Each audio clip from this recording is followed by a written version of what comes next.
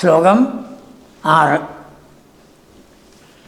നവാഗ നിർവ്യൂഢ നിവാസഭേദേഷു. നവാഗം പുതിയതായിട്ടുള്ളതായ ഗൃഹങ്ങൾ. അപ്പോൾ അവിടെ പോയി മരങ്ങൾ മുറിച്ച്, കാശുള്ളവർ മരങ്ങൾ മുറിച്ച് കൊണ്ടുവന്ന് അതുകൊണ്ട് വീട് കെട്ടി. അത് നവം, പുതിയതാണ്. അകം വളഞ്ഞതാണ്. അതാണ് ഫ്ലാറ്റുകൾ ഉണ്ടാക്കുമ്പോൾ ഇങ്ങനെ പോലെ ഉണ്ടാക്കില്ലേ, അതാണ്. അപ്പോൾ ഒരു വീട്ടിൽ നിന്ന് മറ്റേ വീടൊക്കെ കാണാൻ സാധിക്കും. നവാഗ നിർവ്യൂഢ നിവാസഭേദേഷു. ആ പുതുതായി ഉണ്ടാക്കിയിരിക്കുന്ന എല്ലാ സ്ഥലങ്ങളും അതിൽ വസിക്കാൻ തുടങ്ങി. ഇപ്പോൾ ഉണ്ടാക്കിയിട്ടുള്ളതായ ആ വീടുകളിൽ അവരെല്ലാവരും നിവാസ ഭേദേഷു, വ്യത്യസ്തങ്ങളായ വീടുകൾ. നന്ദഗോപർക്ക് കൊട്ടാരം പോലെയുള്ളത് എല്ലാവരും കൂടി ഉണ്ടാക്കി കൊടുക്കും. ബാക്കിയുള്ള പ്രഭുക്കന്മാരുമായി കൂടുണ്ടാവും, അവർക്കും ഒരു വിധത്തിലുണ്ടാവും. ബാക്കിയുള്ളവരൊക്കെ വണ്ടി തന്നെ ഇതായിട്ടാവും. അതാണ് നവാഗ നിർവ്യൂഢ നിവാസഭേദേഷു.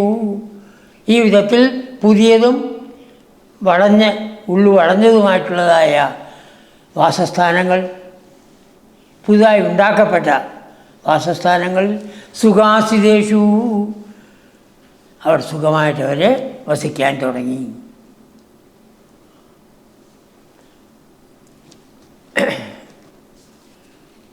അപ്പോൾ ഉണ്ണി അച്ഛനമ്മയോട് പറഞ്ഞു,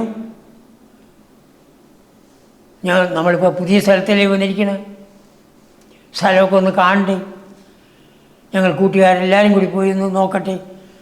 എന്നാൽ പോക്കോ, എപ്പോഴും ഏട്ടൻ്റെ കൈ പിടിക്കണം കേട്ടോ.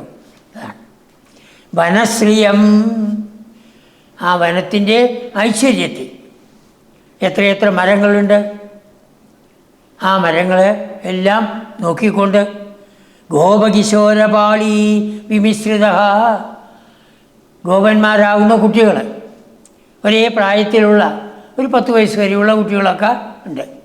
ഉണ്ണിക്കൊക്കെ 5 വയസ്സ്. ആ കുട്ടികളുടെ പാളി സമൂഹമാണ്.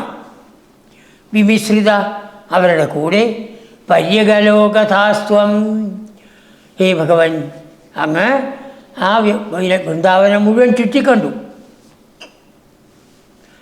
കുട്ടികളോടും ഏട്ടനെ എടുത്തു പറഞ്ഞിട്ടില്ല, മനസ്സിലാക്കിക്കൊള്ളണം. ഏട്ടനും കുട്ടികളോടും കൂടി ഗോപകിശോരന്മാർ എല്ലാവരും കുട്ടികളാണ്. ഒരു സമൂഹം, ഒരു സംഘമായിട്ട് ഒന്നിച്ച് വിമിശ്രിത, ഒന്നിച്ച് ചേർന്ന് അവർ വനത്തിൻ്റെ ഐശ്വര്യം ആസ്വദിക്കാൻ വേണ്ടി പുറപ്പെട്ടു. ഹേ ഗുരുവായൂരപ്പ ത്വം പര്യക് അലോകതാഹ, അങ്ങനെ ചുറ്റുപാടും കണ്ട് ദർശിച്ച് ആനന്ദത്തിന് അവർക്കെല്ലാവർക്കും പ്രദാനം ചെയ്യുകയുണ്ടായില്ലേ.